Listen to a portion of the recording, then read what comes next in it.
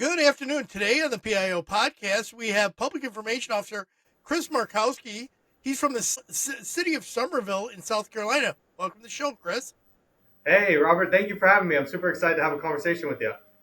Yeah, so I came across your name kind of haphazard. It was, an accident. I was looking for guests for the show and came across a couple things that had been posted about Summerville and about you. And one of the things that caught my eye is Summerville is the home of the creation of sweet tea. Yeah. So, this is the birthplace of sweet tea here. So, we pride ourselves off of sweet tea. Every restaurant you go to, we have some fantastic food here in Somerville.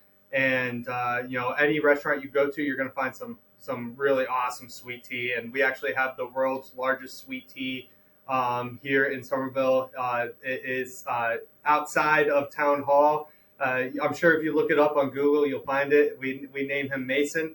But back in 2016, we had the world's largest sweet tea, and it's a world record. And we're proud of it here. We're proud of kind of this the sweet tea, the food, and the family culture here in Somerville. Awesome. So let's talk about your background. How did you become Yeah, the PIO for the town of Somerville? yeah. So my background's interesting. As I moved to the area. This technically the Charleston area. I'm from Pennsylvania. Born and raised up in Pennsylvania. And I moved down to South Carolina, Charleston area in 2016 to go to school. And so I went to school for communications. Really wasn't thinking the municipality PIO side of communications when going into school. At the end of my tenure in college, I had a position with a consulting firm, and that really opened my eyes to a ton of different industries. And then from there, I worked for an electric company. And then after that is when I got my first taste in the municipality world. I worked for the town of Kiawah Island. Kiawah Island is known for it's an awesome place. It's beautiful. They host the PGAs, and it's a beautiful resort island here in below Charleston. And I totally recommend anyone going and checking it out because it's awesome there. But I was their communications manager when I would say, what was it, 2021? And so I was working as their communications manager, and that's my real taste into straight municipality world and how everything works out. But the drive there and where my house was located was a little far. So the drive every morning, one way, was about an hour and a half. And I had a newborn. It just wasn't going to work for me and my family. So the position here in Summerville was open, and I applied for it. And it's where I live. It's my hometown, or my hometown. My second hometown. Right. And I moved here, and the rest is history. I came in with all my weapons loaded and ready to make a difference here in the community. Nice. So I know where Charleston's at because my son is in North Charleston. He's at the FLETC for training right now with the Coast Guard. So I kind of know where that's at. Explain Somerville and where it's located in relation to Charleston. Yeah, so Somerville is a few miles north, or I would say northwest of Charleston. If you go up the interstate, I would say about, don't quote me, but about 15 miles up the interstate. So we're in the outskirts, a little bit outskirts of North Charleston. So we do the town of Somerville is actually in three counties. We're in Dorchester County, Berkeley County, and then Charleston County. And So what's the we population? Our population here in Somerville is a little over 50,000, but we see close to about 200,000 people coming through the area a day when it comes to traveling to work and stuff. And since they host the PGAs at sometimes, they're pretty busy when it comes Yeah, to that. and they are, especially in when there's big events in the area in the Low Country, we can see definitely an uptick in tourism for sure. And especially Somerville itself, we do host a lot of awesome events here in our town that bring in a lot of people to the area as well. So obviously, being close to the history of Charleston and Charleston being a worldwide name really helps our town as well. All right, so let's walk the listeners through your day. What is a typical day for you? What do you do? What are your responsibilities? Yeah, so I think anyone who's a PIO will understand that it is a wide range of tasks that we have, and but my day usually starts off with usually early in the morning. When I wake up, I'll have a few texts and emails waiting for me to respond if it's an incident or if it's something that someone needs support on. That's something I will help out with. So I usually answer those emails. I pride myself off of being as responsive as possible. So to both media, my coworkers, and the community as a whole. And so that's a priority of mine first thing in the morning. And then from there, I go into my projects. If there's not anything that's taking my time away in the day, obviously as a PIO, if an incident happens, we're going to be taken away from our task to focus on helping the community stay informed on something that's going on in the community.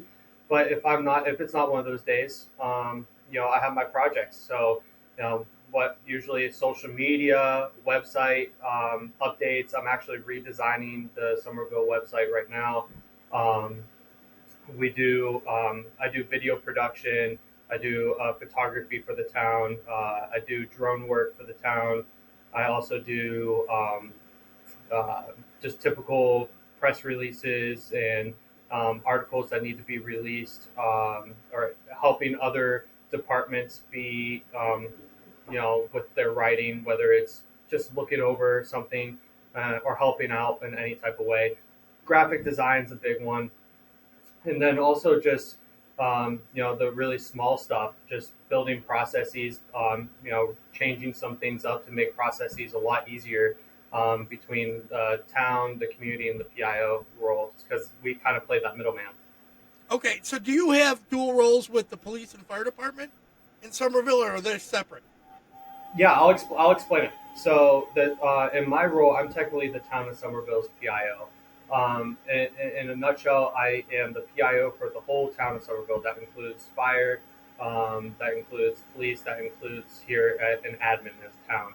That said, my main role is for the town and the admin staff and all the departments, and then fire and police do have their separate PIOs as well. So, but they're also a firefighter and an officer. Dual role, So yeah. yeah, they have dual roles. Me specifically, I'm a full focus PIO, so I work very closely with them. But usually, if there is an incident, for example, within the police department, we'll usually have the captain go up as the PIO for the police department, go in front of the camera instead of me, because he's just going to be more knowledgeable than I am. Right. All right, so I saw this that you run a podcast for the town of Somerville. How has that been going, and what was the reason for starting it? Listen, podcasts, they are an extremely valuable tool that I believe every municipality should jump on, or should already been jumped on, right? I started the podcast at the town of Kiwa Island when I was there. It was really the first municipal-based podcast here in the Low Country, and I did it because I listened to podcasts. It's like, this is such an easy way for the community to really understand their leadership, who's behind the government and the municipality, and bring more personality and to everyone that works so hard here in our municipalities. So I started that, and I saw tremendous success with the town of Kiwa Island. The residents was about 2,000, or it's like 2,500. But I was seeing almost every resident listening in, and then people beyond the town of Kiwa Island listening in. I just saw huge success, and they're still carrying on even though I'm not there. And so from there, I was like, oh, that's going to be one of my trademarks, right? That's going to be something I'm doing. So in my interview process here in Somerville, I told them straight up, I said, we're going to start you guys a podcast. This is something that's going to be beneficial. I've seen too many success stories with it in a municipality setting, and I've dealt with it personally. And so within my first 3 months, I was able to get started up, built a brand behind it, built a logo, a name, did some promoting on it. Started off the first episode, as I believe every municipality should, is with their top, which is mayor. I think that's just a good way to start off a your first podcast, is just bring in the mayor. And that was an easy conversation. That's still my number one listen to episode. Well, they want Um, to hear what their public figures, what their vision is for a community, and what better way yeah, to hear it besides a campaign trail than just a regular conversation. So it is a great way to get people introduced to who are your executives in your agency, in your organization. exactly. And the thing is like we, I brought in almost all of our sitting council. There's one that I haven't been able to bring in, just the scheduling conflicts. But I've gone into staff. We've had staff here. I've gone into local businesses, community members. I've did our chamber of commerce, our and I did our museum. Like there's a ton of different avenues someone within a municipality can take to find episodes. I could do an episode weekly if I wanted to and not run out. But I just don't have the capacity to handle that as a one man team. But I do bi-weekly, and I see tremendous numbers, tremendous success. I started off with just voice and sound, and on Spotify and iTunes and Apple Podcasts and so on. But now I moved to video and production, and now I'm actually building the studio as well. So, Nice. we're building up, and I see it being another communication tool for many, many, many years to come. Yeah, it is a really great way to reach out to a community in so many different ways. Like you said, businesses, events, and so on. And it's just it's a different format that people may be thinking it's kind of like talk radio, but it's different. Yeah, yeah, And it's got a different feeling to it. That was kind of one of the reasons why I started this podcast, was to give perspective to what PIOs exactly. do. So that's kind of where it was at. All right, so let's change gears here. Do you guys? I obviously use social media. So what platforms are you currently running at Summerville? Yeah, great question. So currently we are on Facebook, Instagram, X. We do have a Threads, and then we also have YouTube and LinkedIn. That is where we're at right now. Facebook and Instagram are our strongest. Facebook being the strongest, and I see Facebook continuing to be the strongest for the time being, and that is just due to our community and the community we're trying to reach, and the foundation we built there. So yeah, that's kind of where we're sitting right now with social medias. Okay, are you currently? You said you're using X or Twitter, whatever you want to call it today. Are you paying for the X Blue or Twitter Blue, whatever it is? No, we aren't paying for it. I don't foresee us paying for it anytime soon. I think that money can be used elsewhere, in my opinion, than getting a check on Twitter. It's Right. unfortunate that it's unfortunate they take it away, but we have built that foundation. They know we're the town of Somerville. I'm an Adobe Suite guy. So you'll see me doing most of my editing in Adobe. But I also recommend Cyberlink, which is a really good platform. And then DaVinci is also a really good video editing platform. But I'm tried and true to Adobe, and I like how they're staying very ahead of, they're staying with the trends and bringing in new products into their products all the time. I like the new AI stuff they brought into it. It's really ingenious how simple it is to. It's incredible, and I'm a huge AI fan. And so anything that they do with that it helps with the videos, and they just brought in text to speech function. So when like you're editing a podcast or a video, you can edit it via text, which is saves so much time.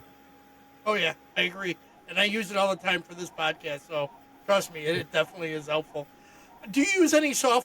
Yeah, so I basically um, we use Buffer, and we use Buffer because of our budget. Buffer is significantly cheaper than some of the other platforms that allow it. But be honest, I'm a big Hootsuite guy.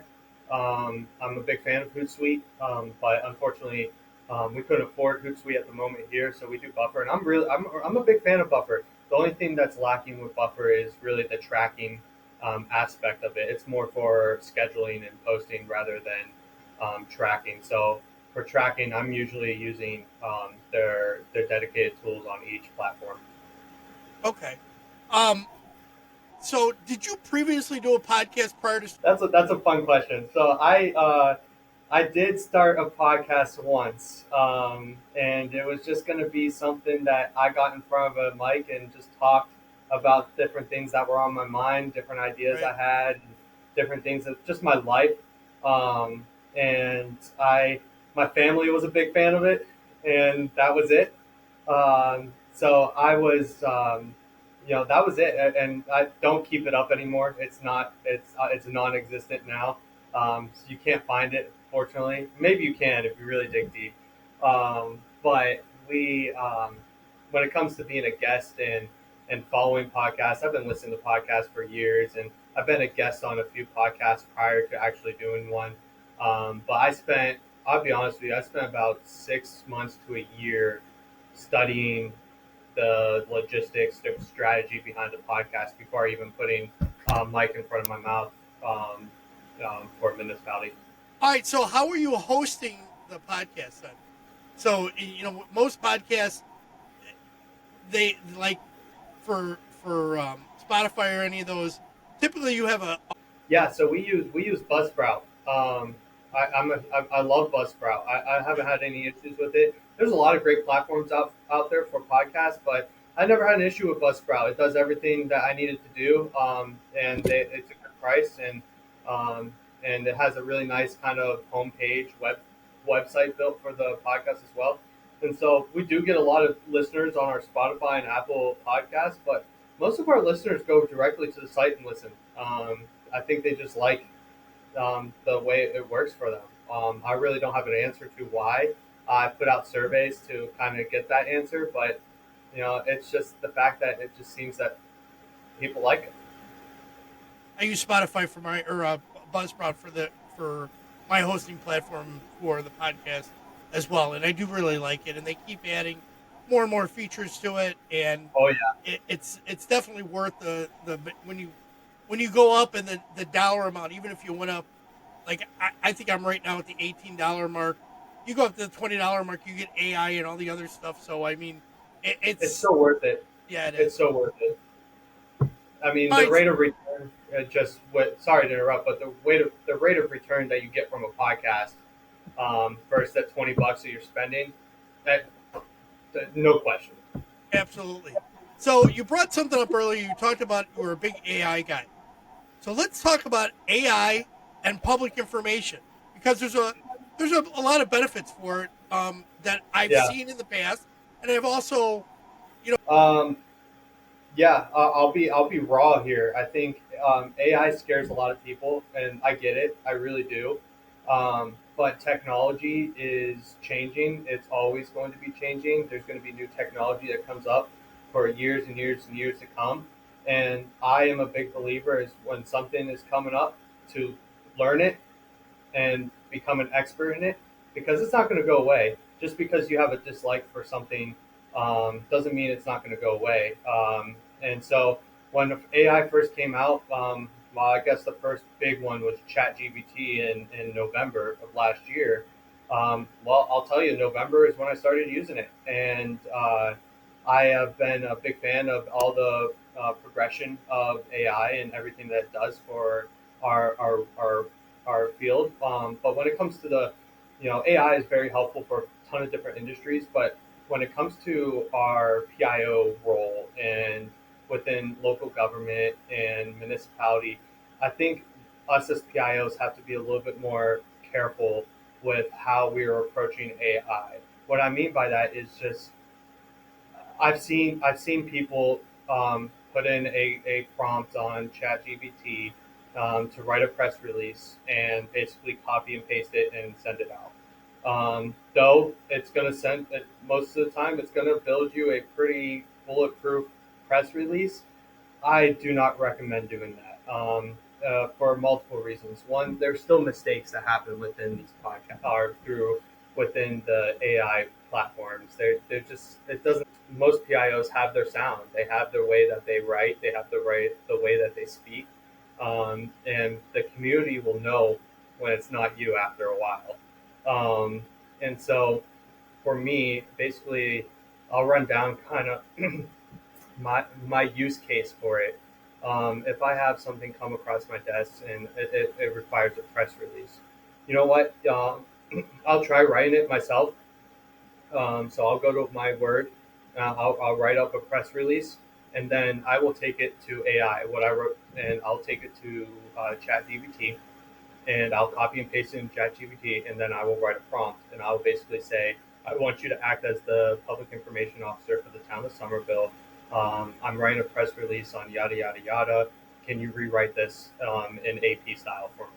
And because I'm an AP style guy, I write in AP We all anyways. are. Yep.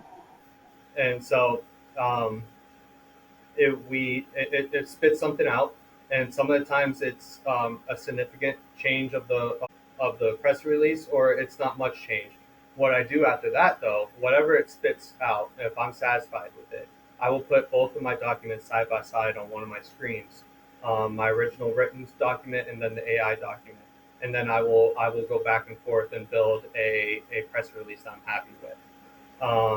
Now, I find it very helpful. It sometimes explains things a lot easier than where my head is.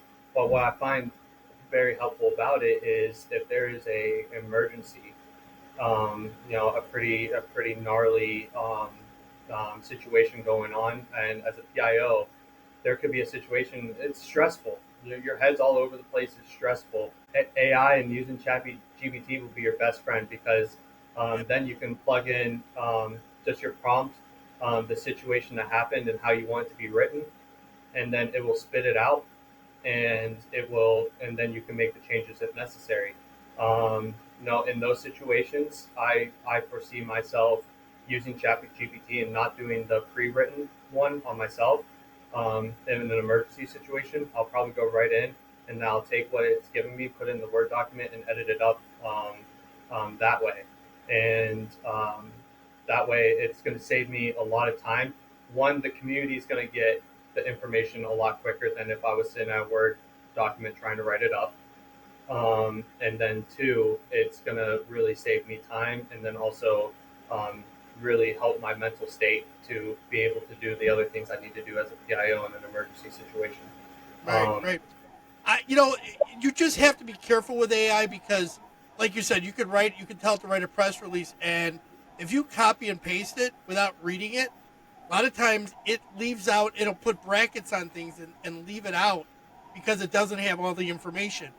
You have to be Yes. very skilled at making your prompts and telling it exactly what you want it to do. And sometimes a prompt could be a paragraph and a half of information just to get it to give you another paragraph of what you're Yep. looking for. So you have to be very careful. There are advantages to it, I agree. For sure, and I think I've helped a lot of my local PIOs really understand AI and other people within my staff on how it will help them. Because me personally, outside of my role, I'm a huge fan of it. I think it's going to be a huge advantage to a lot of different people and help a lot of different things. For example, they just released a picture. So basically, you take a picture of a meal. If I'm at a restaurant and I'm really enjoying this meal, I could take a picture of it, put it in ChatGPT, and be like, "All right, can you provide me the ingredients and steps I need to make this meal?" And it will do it. It's incredible. It's Yep. incredible, but I can take that home and go make my wife an incredible meal, and I won't tell her that it was from ChatGPT. I'll just say, no, I'm just kidding.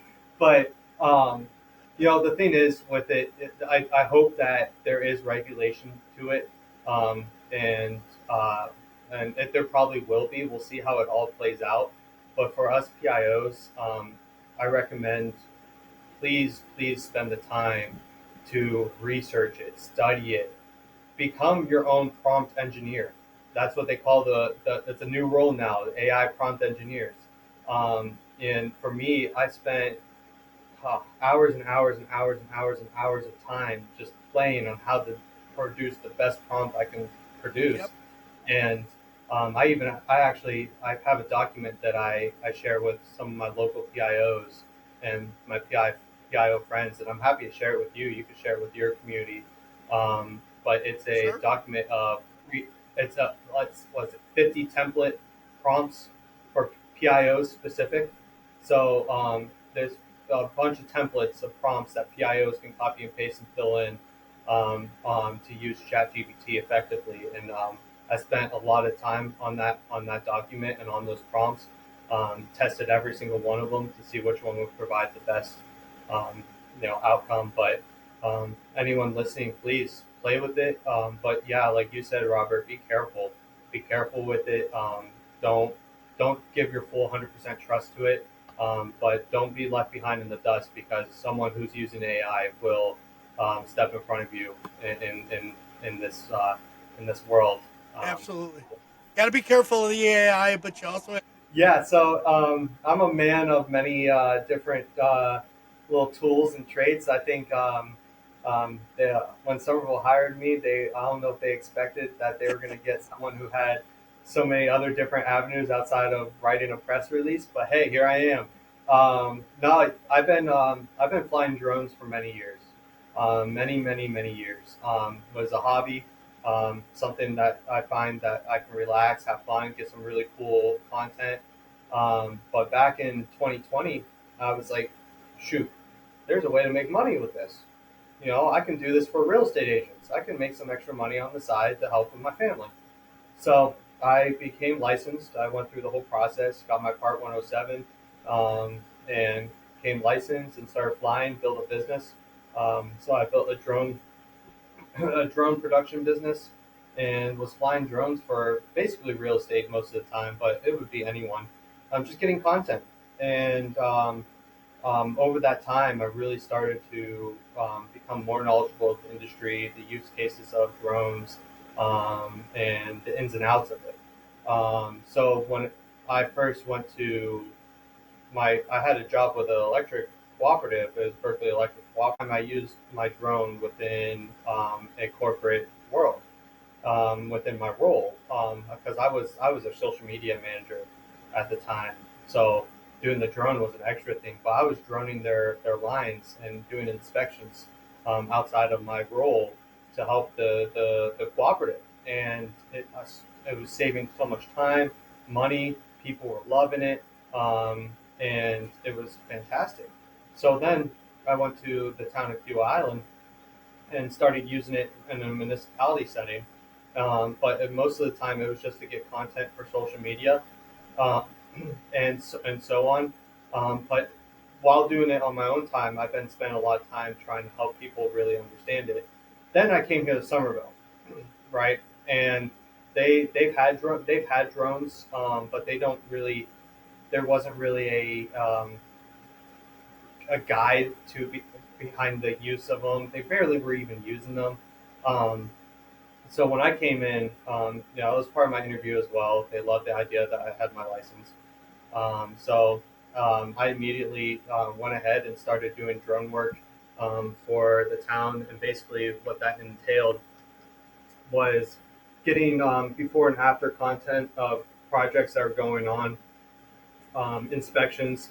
You can do it for different, planning and environmental stuff, or even traffic, updating traffic and trying to get an idea. Doing a lot of mapping, really get into the really nerdy, technologically advanced drone work that some municipalities do.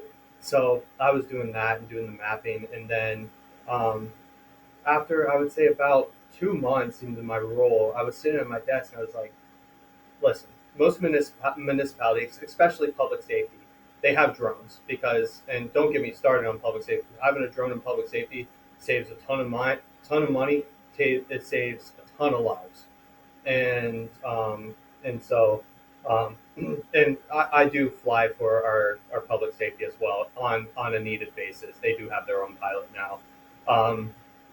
But when I got here, about 2 months in my role, I was like, I feel like I need to build like a program behind this. There needs to be more to this besides just going ahead, getting taking my drone up, whatever. So I talked with leadership. I talked with a couple of staff, and and I just decided that I was going to build a program, a drone program, the Town of Summerville drone program. What this entails, it entails basically the Town of Summerville having a program that provides transparency to the community on how we use drones, what we use them for. It allowed us to get drones and put focus on getting drones to use, and then also the big thing is now the town will pay for anyone in the department that can use drones to go ahead and get licensed and become a drone pilot for the town and I guess for themselves too. Um, and so I led this. I still lead the program.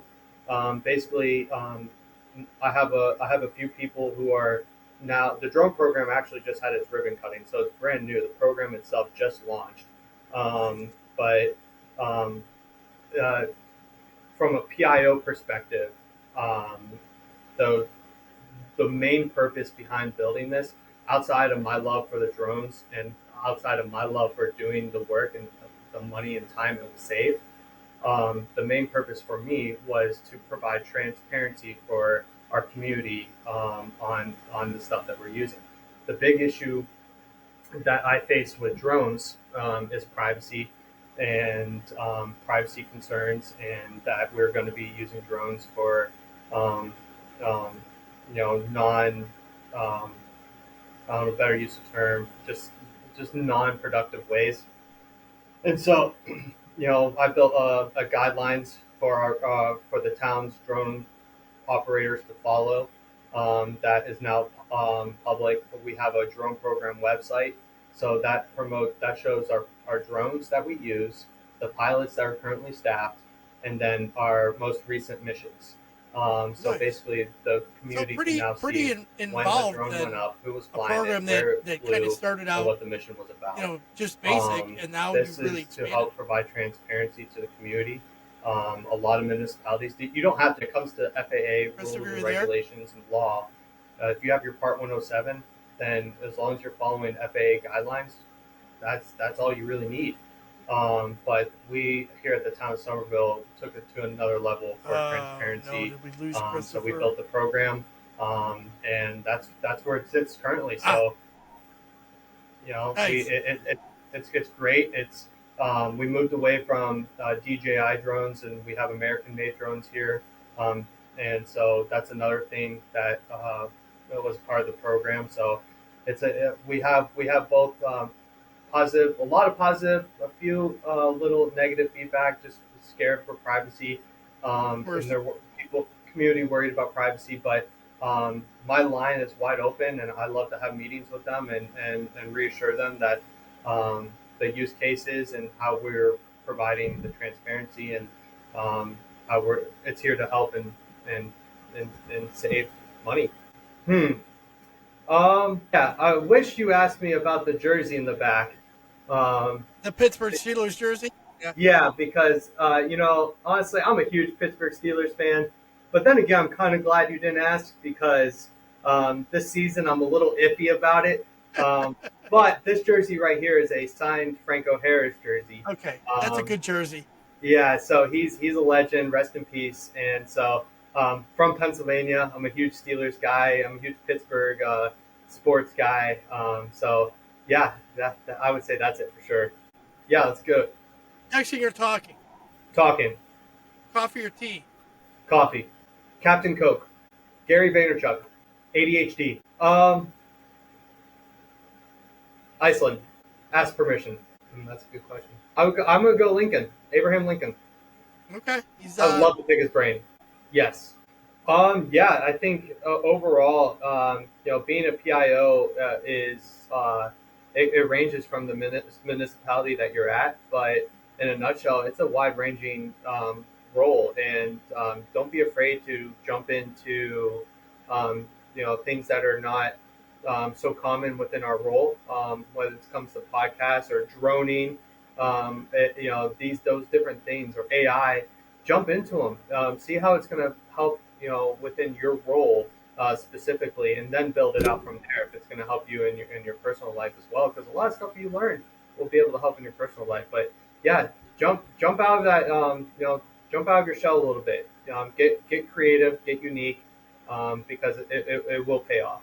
No, I appreciate what you're doing with this podcast. I think this is great to bring some light to us PIOs and what we do on a daily basis. It's a lot of people don't know this role. They don't know what we do, and it's an important role. It's hard. It takes a lot of gut. It takes a lot of courage. It takes a lot of attention to detail, and I admire all PIOs that I know.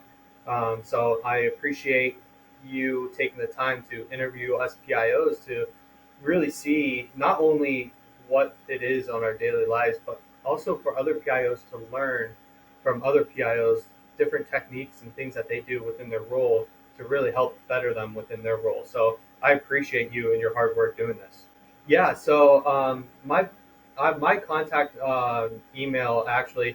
So I'll do my personal email. It's going to be CRMAKOWSKI814 That's my personal email. They can email me, or they can always find me on LinkedIn as well. I have I forgot what my LinkedIn profile little slash is, but I'm a huge LinkedIn guy. I think LinkedIn's powerful, and so that's another great way to follow me and everything I'm doing. Awesome. I Thank you. appreciate that. Thank you. Thank you, Robert. Hey, I appreciate your time. Thank you.